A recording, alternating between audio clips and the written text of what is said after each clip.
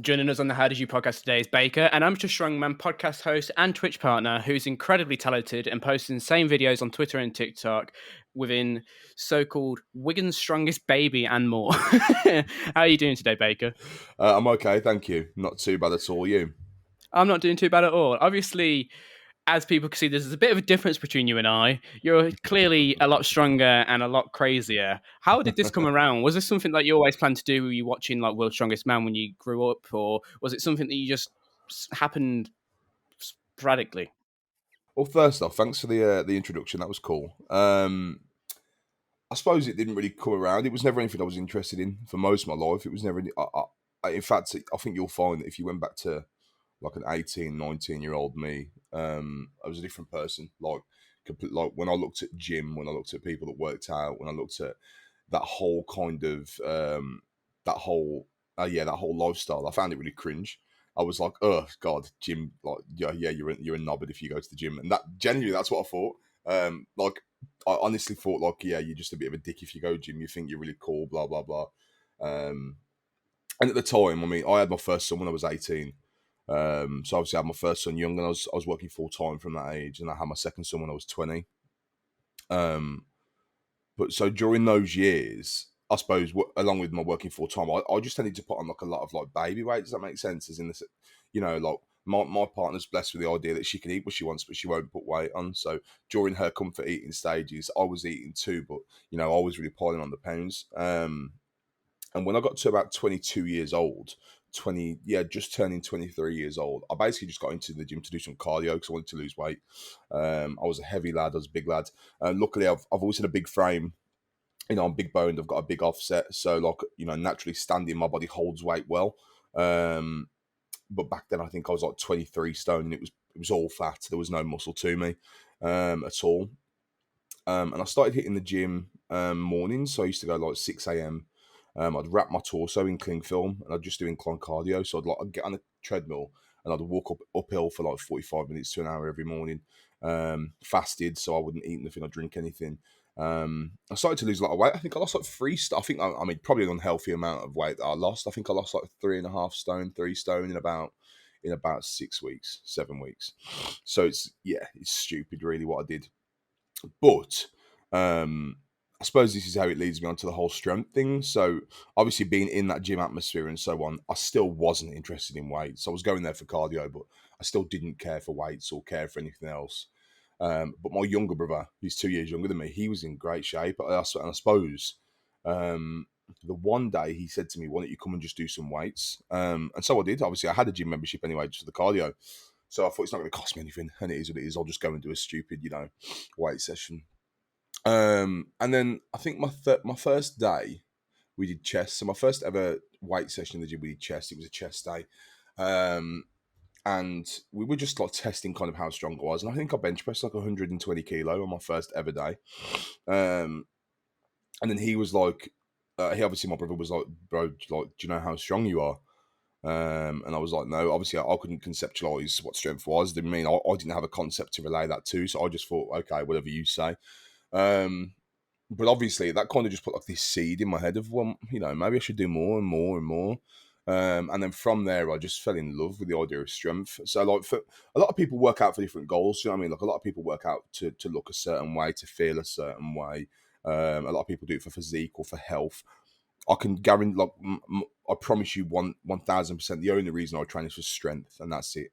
Like, I just love being strong. Like, it's an addiction I can't even explain. Strength is, but it's funny because like it's funny how people pick up on that addiction. Like, I've just started training someone called Leon. He's a DJ. He's an old DJ from back in the day. Actually, a lot of people will know him. But I've just started training him over the last kind of 10 to 12 weeks, and like, he's always been someone who's trained for a look and for physique and kind of that. And don't get me wrong, he's trained with strong people, but obviously not as strong as myself, and not to have the same kind of mindset that I do. So he started training with me, and he's absolutely addicted already. And so it's for me to talk about strength addiction, it's very placid because a lot of people won't be able to attach themselves to what I'm saying. But if you were in that environment and I could put you in that environment and put you in my mindset, you would see just how fast you'd be attached to it. So yeah, ever since I was 22, 23, the moment I got attached to strength, that was it. Just started to it started to roll over and keep going, and I haven't looked back. Yeah, I can completely understand why, because it's like you say, positive mindset. You can yeah, yeah, basically lift anything. Like your TikTok, you've only recently started it, but you're getting yeah, millions yeah, of views because you're yeah. clapping weight that some people can't even lift. Yeah, well, it's just, I mean, I made a TikTok account. I want to say it might have been toward the end of 2020, start of 21. I made the account then, and obviously this is when I was doing really well on Among Us and so on. And you know, and I was at the time, I was doing great. Um, I remember, you know, playing with XQC and Trainwrecks and thinking, Jesus Christ, what am I doing? Um, and then from there, I thought, I might as well start posting Among Us videos on TikTok. But I didn't. They just never did anything for me. But maybe that's because I didn't put enough effort in. Do you know what I mean? Because TikTok is one of them platforms where it does take uh, the acceptance of a slow, painful grind. You know what I mean? Like you might get lucky. You might get lucky and just post one and it absolutely flies. But for the most part, 99% of the time, what you post is going to be a very average, you know, outfeed to back to yourself. And you're not going to feel all that satisfied with the content that you post because you're thinking, why isn't it moving? Why isn't it doing better? And I suppose for me at the time, I wasn't so into short form content. I wasn't really a TikTok viewer. I didn't use TikTok. I didn't watch it. And to be honest with you, mate, I'm not gonna lie, I still don't now. I'm not a big TikTok guy. I find the app. Oh God, it infuriates me. But it's just there's so much shit on there. But for the most part, there is also good content on there. So you know, it's. I suppose it's the same with any platform, isn't it? Um, but yeah, the account that I made, I didn't start using really. I mean, I posted maybe I'd say 8, 9 videos last year over the course of a 12-month period, which, you know, as you know, if someone who religiously uses TikTok, you know, that's not enough. That's not enough. 8, 9 videos every year. You should be posting, you know, sometimes 2 a day, at least talking 5, 6 a week, just to put you know yourself in that algorithm to keep yourself in that feed and pushing it. And you know, consistency is key, isn't it? So I wasn't doing that. However, like you said, I've just started posting gym content. I've started to be more consistent with that and post it daily. And try and post it daily. I mean, the benefit is I've got a backlog of videos. Do you know what I mean? I've always recorded my gym stuff, so I've got a backlog on my phone of thousands of videos, and it's just a matter of nitpicking what it is that I want to use and what I want to post that day. However, the ones that I've posted recently have been new. And we'll go on to that in a minute. I don't know if you want me to elaborate on it, but look, I've already got loads of ideas of what I can do for new videos. Like it's crazy because I think what I've noticed with TikTok already with that gym content is that being strong is cool. Like being strong will get views, but being unique will blow. That's the difference. So like a lot of people post gym content. A lot of people do. Like TikTok has a lot of gym content on it. There's a lot of people doing, you know, a bench press or a shoulder press or a squat or a deadlift. It has a lot of that basic content, but they're just basic compound lifts. But when you do stupid shit, mind my French, but when you do stupid shit like you clap bench press reps or you do stupid stuff like that, that's where people go, whoa, this has caught my attention, and you tend to have that retention on viewership. So I've already been brainstorming the last 2 days on like, you know, me and Leon have been brainstorming different ideas that I can do, and you know, we're already thinking about like I thought of a concept last night where I'm going to walk in the gym, kind of look around, and it's busy. I can't find any plates, and then I look at like Sanchez, and I think, and he just in my head, he just turns into bubbles of plates, and I just pick him up and start repping him. Do you know what I mean? Like I'm already thinking of so many concepts and things that we can do with it. But yeah, TikTok's new to me. It's something that I'm traversing slowly. Obviously, like you said, I've done well with a couple of the posts that I've already put up. I think I looked at my analytics from July the 11th to July the 18th, and I want to say 1.9 million views. So it's not too bad, really, in a week. Obviously, 1 million of that was just from one video. But yeah, I mean, hey, can't knock it, can I? No, and I think that's what it is. Like you say, you've got people just doing like compound lifts, deadlifts, and whatever. Yeah, They're yeah, literally just recording themselves because they've hit a record. You yourself have got a likable personality. People come to you. People enjoy watching you. People enjoy listening to you. So it's like the other day, I was scrolling through Twitter and people are asking you fitness questions like gloves or rack yeah, or whatever.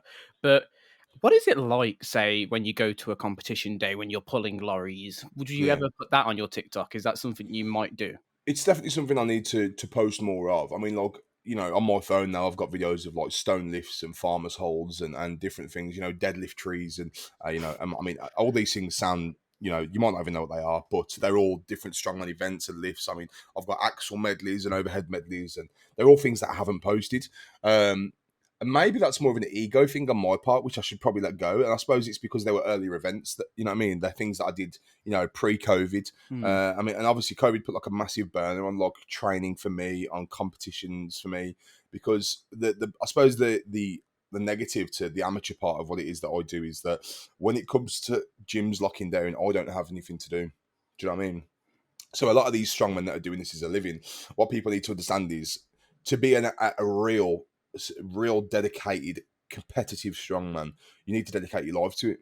Quite Mhm. literally, like people don't understand how much time it takes. We're talking 5-6 hours of training a day, 2 to 3 hours of eating a day, and that is whilst trying to maintain a family lifestyle and a full-time job, paying your bills. And now you have to remember that that's if strongman isn't paying you. If strongman isn't paying your bills for you, you know, if you've not got sponsorships and you've not got brand deals and you haven't built your identity to a point where you can provide just off your own identity, then you need to have a source of income whilst doing everything else that it is involved with strongman.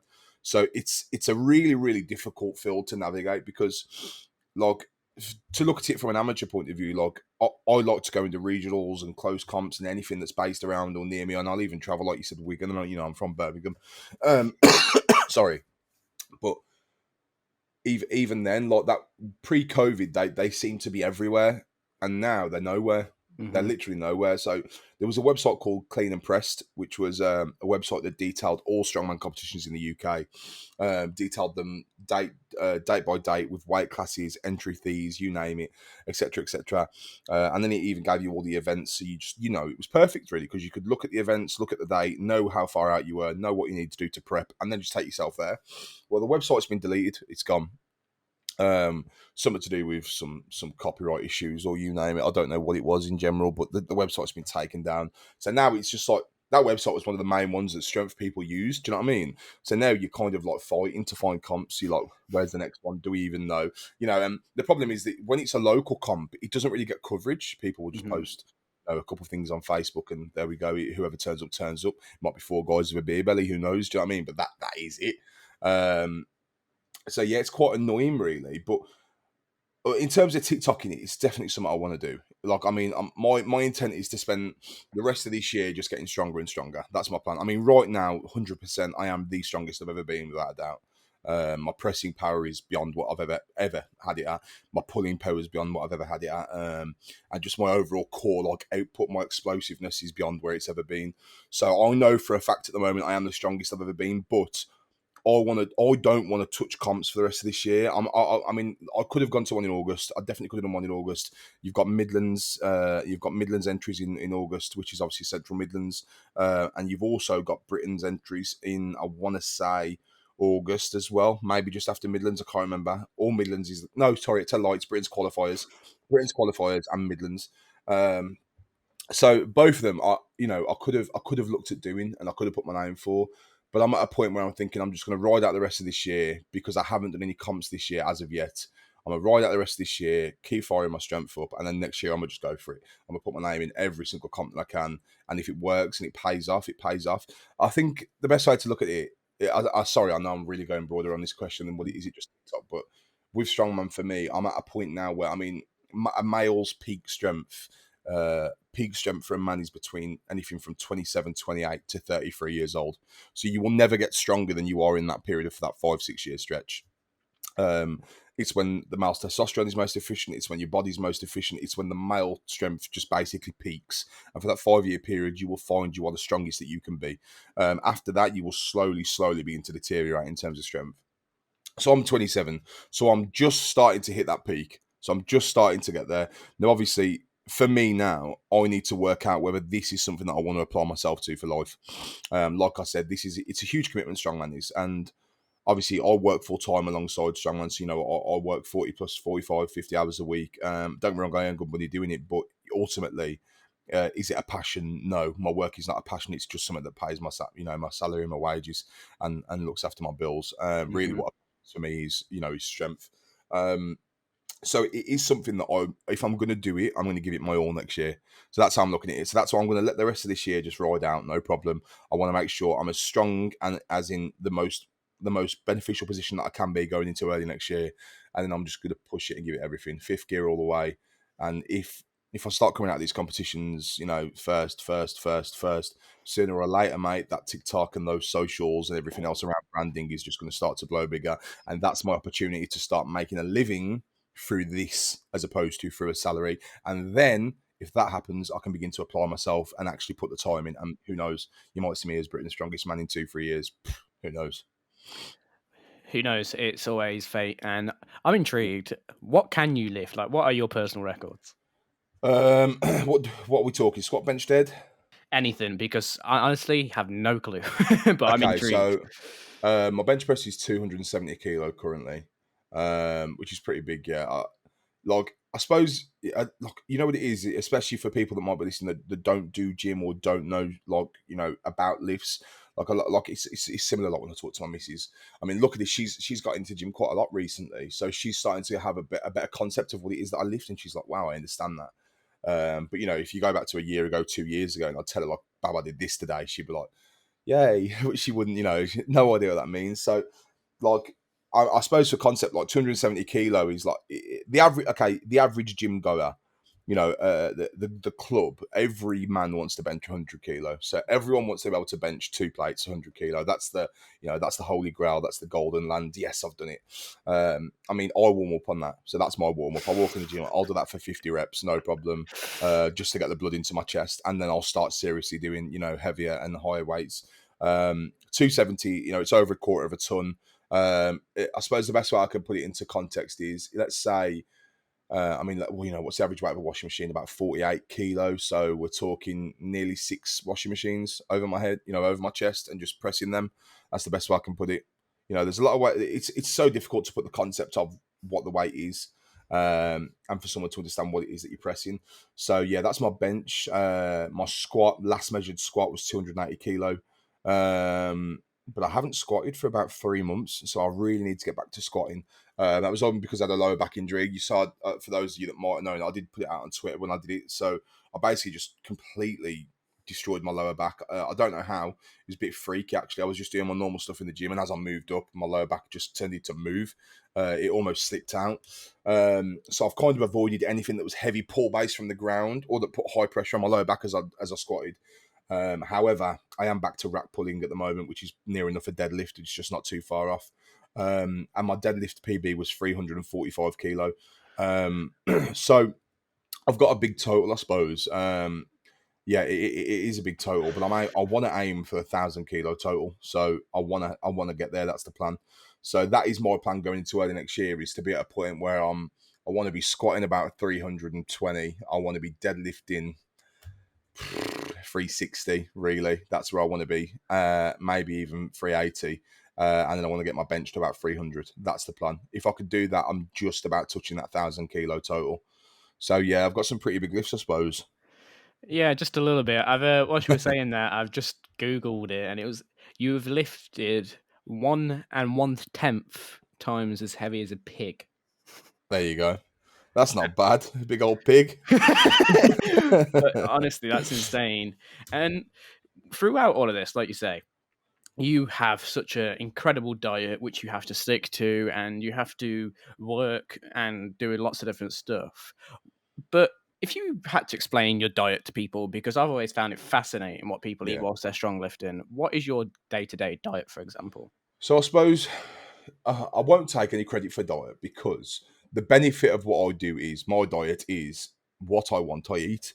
Now, don't get me wrong, I don't recommend this to anyone. A dirty bulk is manageable as long as your calorie burn is sufficient. What people tend to do, a lot of people, is they will intake a lot of dirty calories. They will eat what they want when they want and think that this bulk is going to make them stronger. The truth is that if you aren't burning off those saturated fats and you aren't doing enough to burn those calories, you're going to actually find that you're not bulking a lot of lean muscle. Actually, what you're doing is, for the most part, you're just gaining fat. Now, don't get me wrong, you will gain lean muscle during that period, but it won't be to the desired effect. It just won't be. I mean, so when I train, the reason I train as explosive as I do and with so much volume as I do is because I know that the output from those sessions is good enough to support my diet. I know that the calorie burn I'm getting. I mean, we've measured it. We've measured it a few times. I can go and do an hour of cardio on a treadmill, and in an hour and 20 minutes of weights, I'm going to burn more calories. So for that 20-minute offset, I don't mind that because I enjoy weights more. So my calorie burn is bigger on a lifting day, and it always is, and that's just because of the intensity of what it is that I do when I train. But yeah, again, I mean, my diet consists of what I want. Like for example, just before we got on here just now, I had a McDonald's breakfast. What did I have? I had a double sausage egg McMuffin meal, 3 hash browns, and a sausage and egg McMuffin. So I had 2 muffins, 3 hash browns, which isn't actually, you know what? That's not a lot for me. I probably could have done like another. I probably could have done like another 2 muffins or something like Oh wow. that. So yeah. I mean, look, mate. When it comes to eating, I don't hold back. You know what I mean? I really don't hold back. I can eat quite a lot.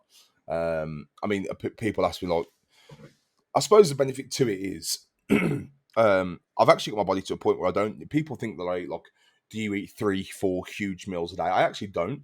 I used to probably consume about 6,000, 7,000 calories a day. At the moment, I'm probably intaking around 4,000, which is a benefit. So I'm taking in, a third less calories. However, I'm getting stronger. So maybe I'm starting to find the optimal range for my body. Because I'm currently on a streak of just getting stronger and stronger and stronger. But not only am I getting stronger, I'm getting like freakishly stronger. Like week on week, I'm seeing a new PR, a new PR, a new PR, a new PR in something.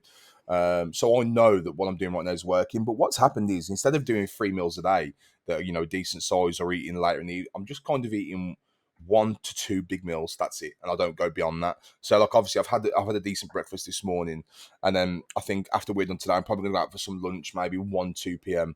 And I'll probably just have a big meal wherever it is that I go, and that'll be me for the day. Then, and I'll go and train about 5:30, 6, and that's it, done. I won't eat again today. And don't get me wrong, I don't recommend this to anyone. I think this just works for me. I think that's one thing that I can't stand, like, is with like online, especially with online coaching, like all these online PTs, all these blah blah blah. Yeah, I'm an online coach. Hit me up in the DMs. I can sort you out a plan. I can sort you out this. I can sort you out that. Like, don't get me wrong. I've done some plans for people. I've done them for some of the COD pros. I've done them for different people on Twitter and so on. I mean, I've sent people plans. I've done people diet plans. The reality is that all I'm doing is sending you a generic plan. Do you know what I mean? It's generic. It has generic movements, generic diet. It's not tailored to your body style, to your output, to your lifestyle, to what it is that you do, to what it is that you usually eat. And then also, but you have to consider if someone's level. So like a lot of people go, yeah, I need a gym plan. But for all I know, you've been in the gym for 2 years and you're actually more advanced than I realise, but I'll give you a basic.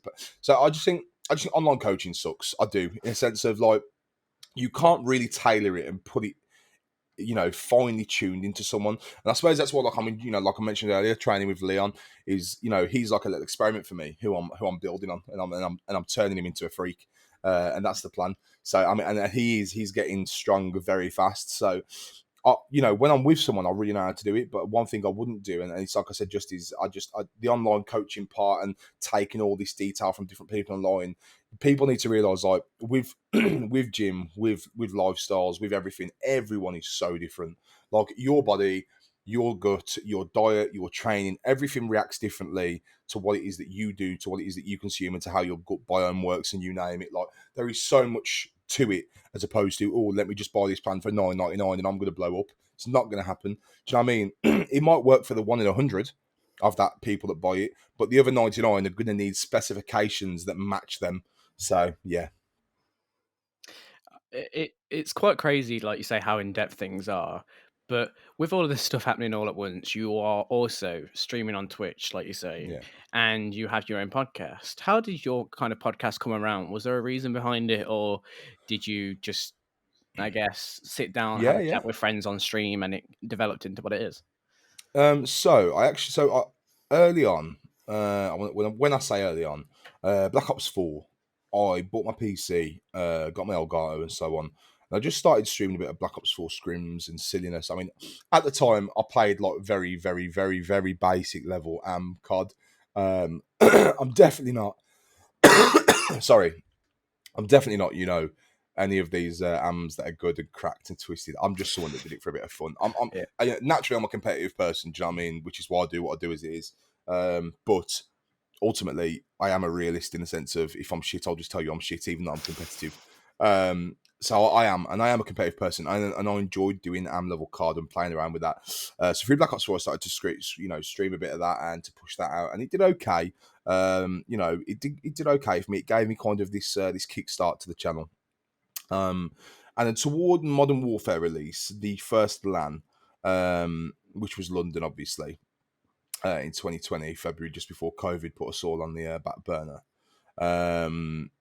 I had started a podcast around, I want to say, the last week of Jan or 20th of Jan, something like that.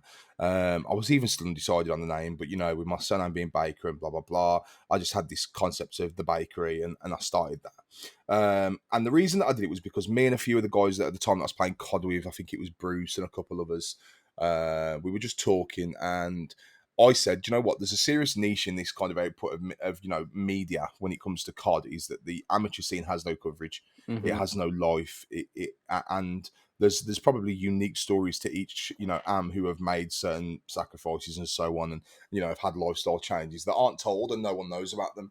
And so I thought I'd just start pushing it. So I made this podcast, and I started inviting some of the ams on. I don't know if you've ever heard the name Rye Beams, but he was a he was a he was a character. Everyone in the scene either wanted to kill him or loved him. It was like Marmite. It was one or the other. I had people like Jay Beano, one who was also an interesting character, and it was just some of these really low level ams. I don't mean that offensively, by the way, but I just mean it was just people that had these names in the amateur community that people wanted to know about. And then I had people like Steve Vortex. And that's when I started to kind of move it on. So I started to, contact some of these high-level AMs like Dave, like Steve, and I had them on. And then LAN rolled around, so I went to London. And I mean, like you said, I suppose one thing with me is I put myself out there. I'm a pretty vibrant character. I'm not quiet. I never have been. I'm confident and I'm straight. So I'm quite direct with the way I speak. I'll just say it. Well, if I'm thinking it, I'll say it. I suppose that's one of the bad things about me, actually, is that I tend to just say it. And then once I've said it, I'm like, probably shouldn't have said that. But it is what it is. But yeah, I'm definitely outspoken. And I think over the first day of London, the Saturday, it was kind of just, it was new to me. I'd never been to a COD LAN before. I'd definitely never been to an esports event before. I mean, I'd been to an Insomnia, I'd been to an I60 and etc. And I'd seen bits and bobs like that, but I'd never been to a real LAN, especially with that kind of energy, because London does bring that energy.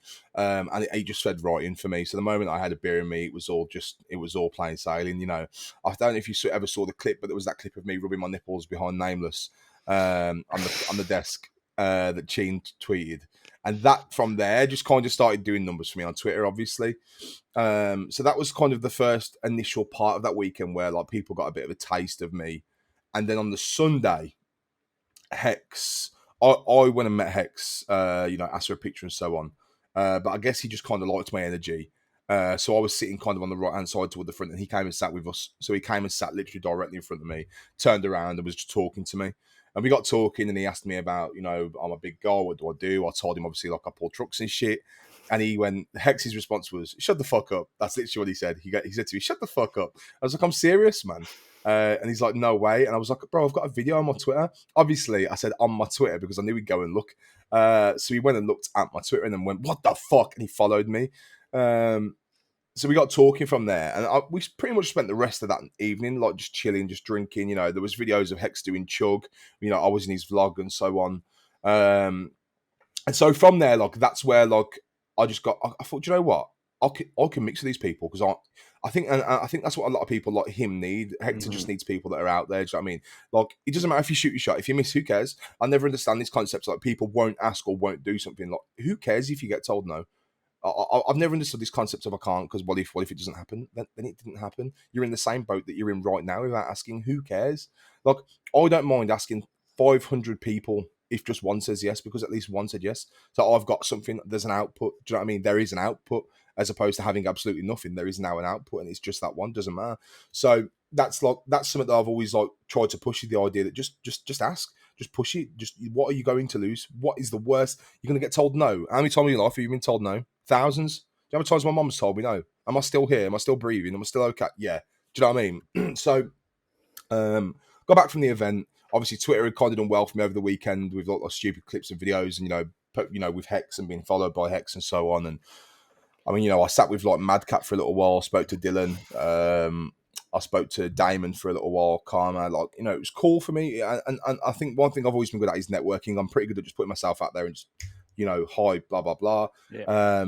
And that's one of the most important things. And I think that's what you mentioned a bit earlier on is like networking. I think we might not have been live, but you were talking about networking, and networking is so important, especially in this space. In this space, it's insanely important. It's the make or break. It doesn't matter how much you individually build yourself as a, as a personality. You can only get so far until you begin to need to use those networking links and to be able to push yourself onto newer levels and to newer things.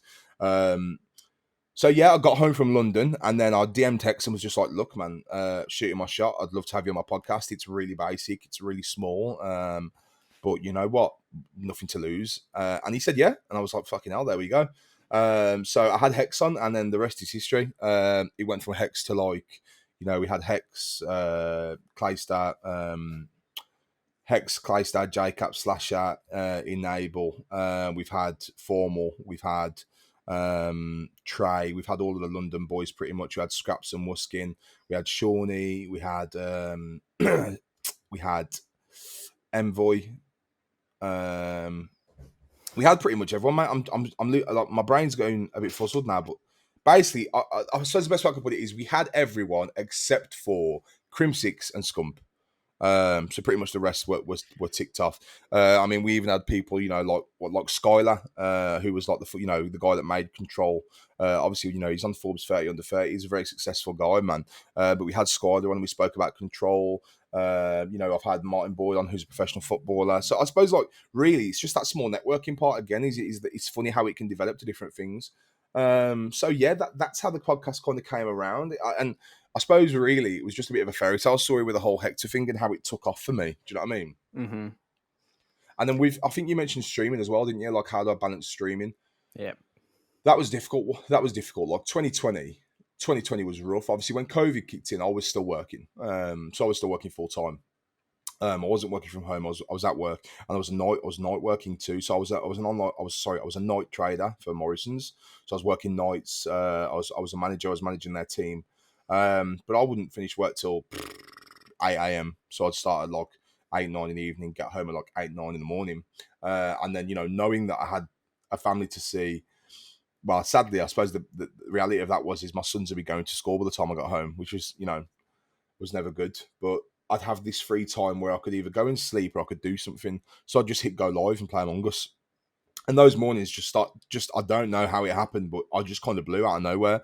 I think I got lucky in a sense of I'd networked with a couple of people like JCap, like Slasher, like Enable, like Aches, like Pat, and all these guys. And I was playing Among Us with them. And then the one night, JCap said, yo, we're going to play with Kurinikov with a couple of others. You want to come?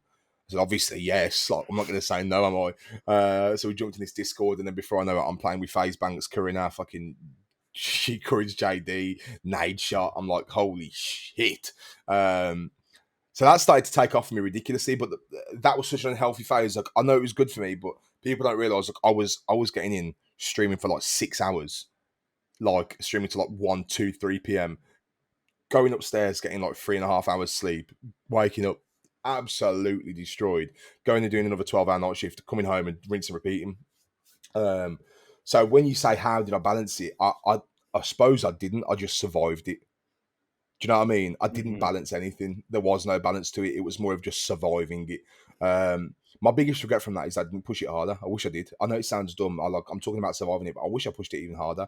I think I let Among Us die for me, and I didn't need to. I could have just kept pushing it.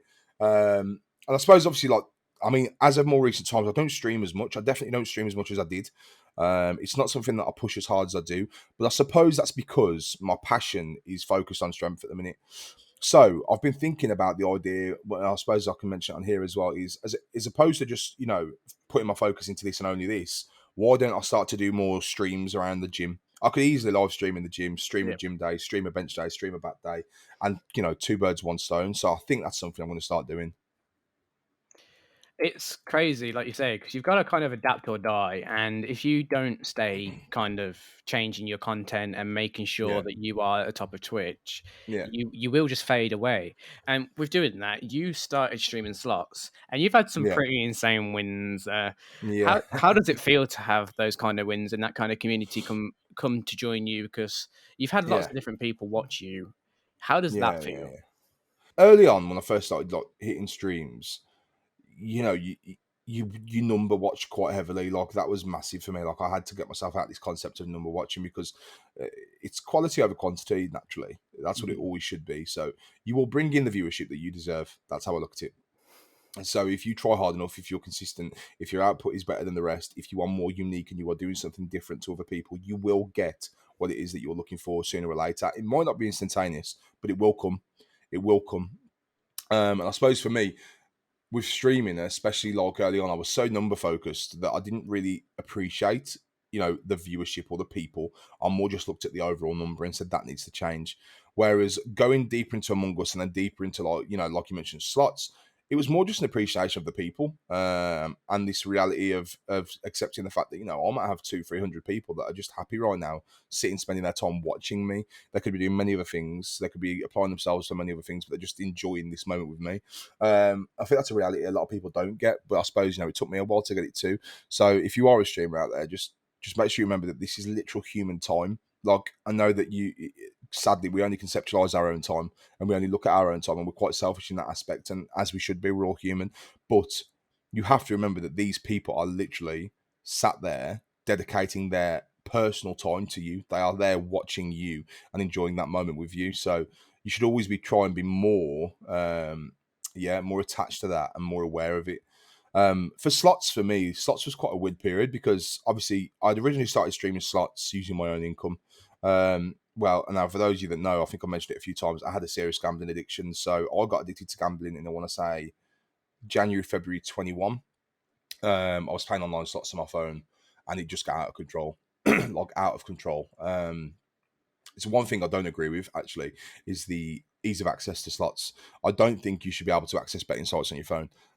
It's probably a very controversial point of view because obviously most people go, well, no, actually, yeah, I should be able to, blah, blah, blah, blah, blah. But I think it's very bad for you. I think having that ease of access in the palm of your hand to be able to go and literally spin something that is so addictive is pretty dangerous. Football betting, I understand, but even then, to a degree, that can be dangerous. So maybe, let's say in a perfect world, they just stop slots on mobiles and you could still do sports betting. But yeah, I was waking up in that first week of Feb, 9 in the morning, waking up in my bed, and I'll be spinning £200-300 straight on roulette straight away before I'd even wipe the crust out my eyes. First week of Feb, I think I won like 11 grand. So I was actually on a really good streak. And then that streak quickly dwindled, and that 11 grand was put straight back in. Within days. I think I was doing placing over 1,000 bets a day. Um, yeah, it was pretty rough. Bet365 contacted me. I was in their top 0.001% of users. My bank put a block on everything. I couldn't deposit anymore. It was pretty rough. And then I started making other betting accounts with other websites and going further and further. And then around March, I just realised I had this issue and need to stop. So I gam stopped and blocked myself from gambling. But earlier on in that period, I was streaming those slot sessions. So when I was going through this, I suppose a lot of people didn't know, or maybe people did, they could see it. But I was definitely addicted, and it was quite bad. So coming away from that, going toward like you said, just for the slot streams, like November, December, January time, February, when this possibility of a casino sponsor came around, I was all ears because obviously this was a previous addiction that I wanted to get, still wanted to do. I loved slots, but I didn't want it to cause me a financial risk. So I bit it, I bit the hand off straight away. It's no problem. I'll take that. And I started streaming slots with Rocket Pot. So they gave me a balance every day, $1,500 every day to stream with. And it was a bonus balance. And what I had to do was I had to complete a wager on that balance. And at the end, once the wager was complete, if I completed it, I could keep a percentage of that closing balance and cash it out. So for people, I'll just be upfront. I think over like, I want to say a 9-week period, I cashed out about 12 grand. Which, if you ask me, for just sitting there and doing something that you're literally asking me to do for free is pretty good. Do you know what I mean? I can't be mad at that. So yeah, it was fun. And it was an interesting time for me. I suppose it's a touchy subject because if you ask me now, would I go back to it? I wouldn't. I wouldn't go and do it now. Like if a casino came to me now and offered me money again, I don't know. I don't think I would. I don't think I would. I don't, because for my mindset, for the health of my mind, I know it's no good for me. I know that what I'm doing is no good for me in the long run, because the problem was is I was getting off stream during that casino period, and then I was going and signing up to casino websites with my fucking missus name. Do you know what I mean? Like I was signing up under her name, spinning slots with my income again. And so even though I was making money, I was still risking income again. So I suppose it's like, it's a double-edged sword, isn't it? Because it's like, I really want to do it and I really like it. But at the same time, I know for a fact it's a huge risk to me. So yeah, slots has been an interesting period. I mean, don't get me wrong, it's really good for Twitch. It's really good for viewership. It's really good for numbers. It's really interactive. And that's one of the best things about slots is how interactive it is, because those slots now are so interactive that you can literally let your viewership decide what it is that you do and kind of lead the stream, which is, I suppose, why slot channels do so well. But yeah, I don't know. Again, I don't know if it's something I'll go back to. I really don't. Obviously, you go in there with a risk and you don't know whether or not you're going to win. Like you say, you were lucky to make a profit, but throughout that, you also had to risk everything you'd done beforehand. If you had to think about it, is there anybody you look up to? Is there any inspirations, whether it be in the weightlifting world, maybe streaming world? Would it be somebody like Hex, or is it somebody like Brian Shaw or anybody like that? Yeah. So I mean, the main people I look up to are definitely. I mean, Hex as an entrepreneur is next level. What he's done, what he's built, and and I think the thing with Hex is he tends to not take a lot of credit for it. If you were to, when you call Hex the godfather of esports, he doesn't like it. When you talk about the way he made Optic what it is, he doesn't like it, because he talks about the original founder of Optic and etc. etc. and how Hex kind of joined Optic, and but you have to remember that all of this is Hex's brainchild. This is what he built.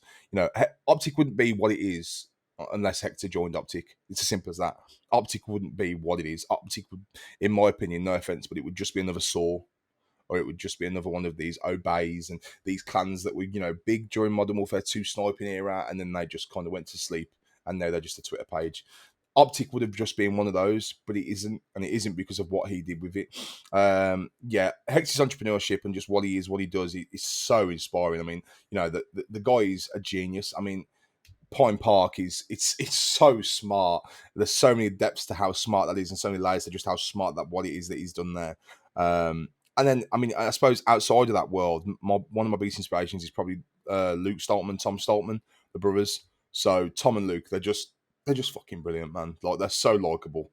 They're so likable. I mean, you've got Europe's strongest man, and then you've got 2 times world's strongest man. They're brothers, and they're such an interesting duo, because they're brothers that are trying to achieve the same goal against each other. It's incredible.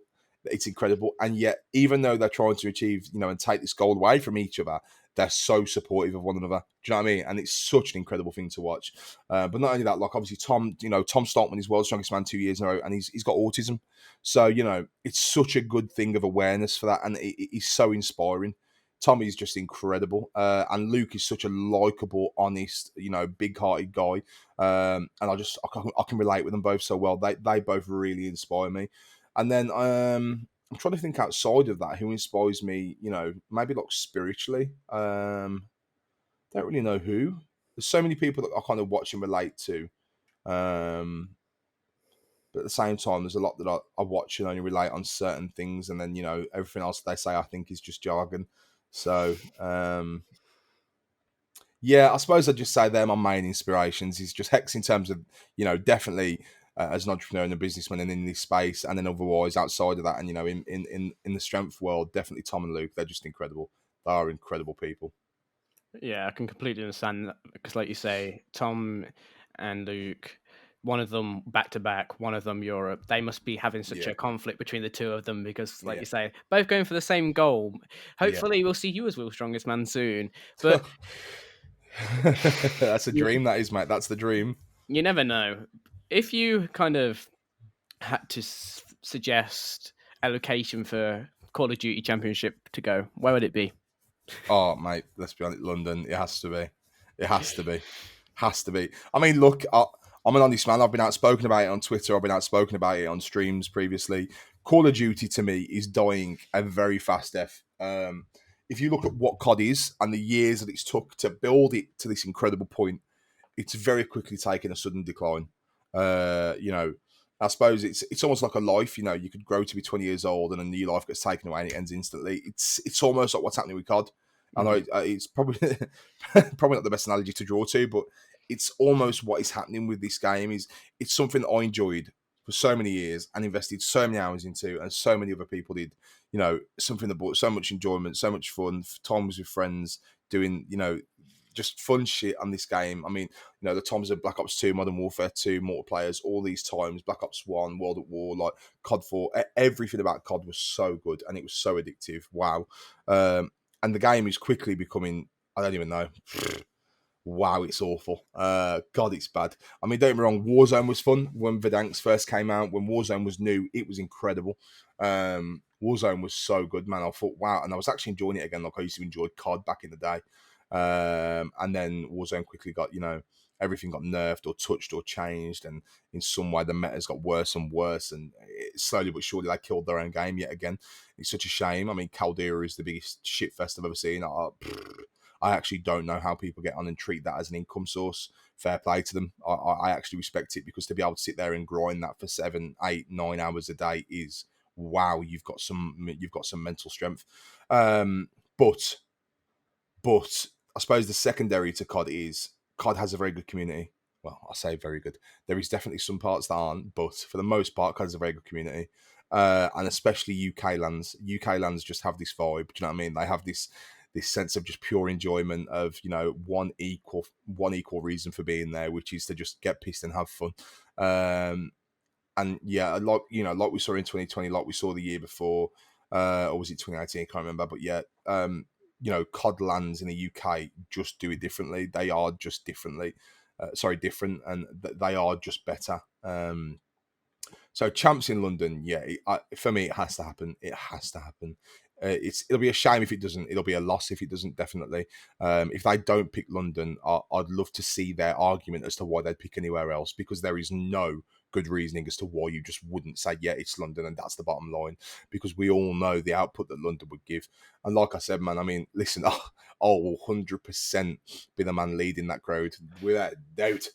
I'll be at the front. We'll be bench pressing everyone that's there, no problem. I'll just be having time of my life. Yeah, time of my life there. Be really good. That's my apologies.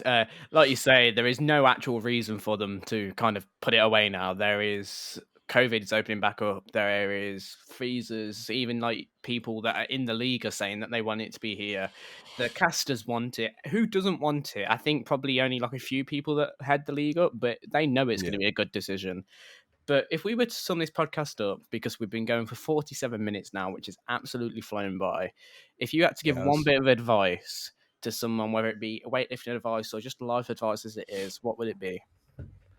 Apply yourself. I think a lot of people don't apply themselves. I think, and I find this with a lot of people, is a lot of people are starters but not finishers. So whether it be, you know, in sports, in anything they do online, could be content creation, could be anything. And I say this, by the way, because I've been someone who's done this. I have been a starter and not a finisher. It's such a shame when you apply yourself for 5, 10, 15, 20 minutes, and mentally you go, do you know what, I've got this great idea, I'm going to do this. And then for a week you do it, and then you stop. And you go, oh, well, yeah, I tried that, but it didn't work. Well, did you really try it? Did you really try it? Or did you just put 5 minutes into it and assume it would just be the turnaround you wanted? Did you ever really care? Did you ever apply yourself? So I think it's all about application. A lot of people want immediate response. A lot of people want an immediate output, an immediate return. That's not how life works. It's just not. For a couple of people, it might be. You might see certain people just have this instantaneous change, and that's okay. Sometimes that happens, but for the most part, that's just one really lucky person. Me and you just aren't that lucky. That's life.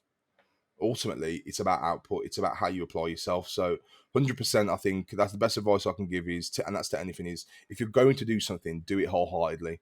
Don't just say, you know what, I tried that and it didn't work. Did you really try? Did you actually try? Did you ever care? Or did you just say that you did it because it's something that you can, you know, say that you tried and say that you know, and it's a new trait to your personality that never really existed? Did you actually? did you ever care? So yeah, that's it, mate. 100% apply yourself. It's just all the best advice I can give is apply yourself. And I am going to start posting a lot more like kind of gym supported content on TikTok. I'm going to post a lot more like, I suppose, more educational stuff on TikTok when it comes to gym, because like there's so much basic stuff you can change in your gym life that will like almost instant. And this is one of those instant. It's almost instantaneous how much you can change your lifts. Like a lot of you won't know, but like Leon, who's like I said, I've been training for the last 12 weeks.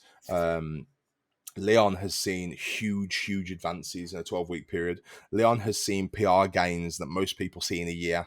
He's seen it in 12 weeks. He's put 40 kilo onto his max bench press. He's put massive weight onto all these other presses. And this is because of slight changes that we made, even things as simple as just breathing. So, like, I mean, I know this sounds stupid, and a lot of you that listen that may go gym might think that, no, I know how to breathe. Let me tell you now, 90 to 95% of people that go gym don't even know how to breathe properly. And it's literally that simple. Like, just changing how you breathe when you press can instantaneously change your bench and your shoulder press and your squat and your deadlift, and change all of it, change the output on all of it. So I'm going to start posting more information and more educational videos on TikTok. So if you want to learn more, come through, yeah, and I'll hopefully be able to help you move forward.